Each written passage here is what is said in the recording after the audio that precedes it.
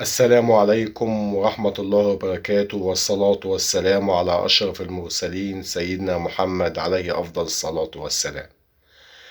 الموضوع اللي النهاردة بتكلم فيه إن شاء الله موضوع عملية نصب بتتم بطريقة تكاد تكون حالة كذا حالة حصلت الموضوع دوت معاهم. آخرهم واحدة ست كانت راكبة جنبي، حكايتها بالتفصيل. كانت عمالة تعيط، بقول لها في ايه يا حاجة مالك؟ قالت لي والله يا ابني انا بعتولي رسالة وانا ما بعرفش اقرا واكتب، وبعد ما بعتولي الرسالة قالوا لي ان انتي كسبتي 2000 جنيه، ولازم رقم فيزا، وانا عندي ابني عنده 35 سنة وما اتجوزش.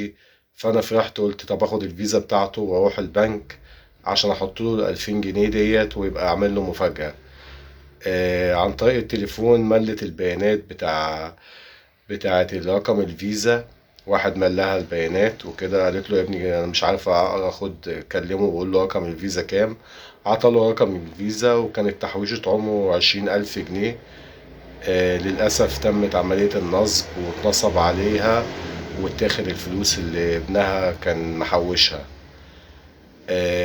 كمية القهرة اللي كانت فيها وكمية الحزن اللي هي حست بيها كانت فظيعة جدا يعني.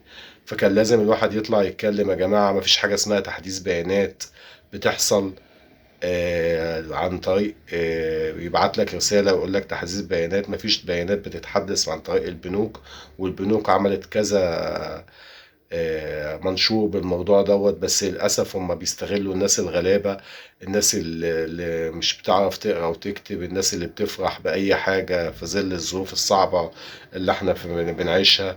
فيا ريت يا جماعة أي حد يوصل المعلومة، ينشر الفيديو، يقول لزميله، يقول لجاره، يقول لجارته، يتكلم في الموضوع دوت. ان الموضوع انا طلبت منها ان هي تطلع تتكلم وتقول الكلام دوت اللي حصل معايا. قالت لي يا ابني انا ست كبيره ومش هقدر اتكلم على الكسف واقول كده. قلت لها طب اديني يا حاجه رقم تليفون اللي بعت لك الرساله.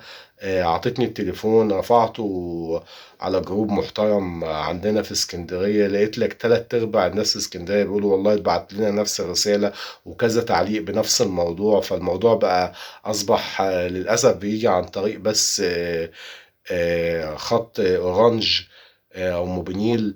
مفيش فودافون، مفيش اتصالات. طيب فين الرقابة هنا اللي بتراقب الناس ديت؟ والخطوط دي ازاي وصلت لهم؟ ازاي بتتباع الخطوط ديت لناس من غير بطاقة ومن غير الكلام دوت اللي بتتم عملية بيها عملية النصب؟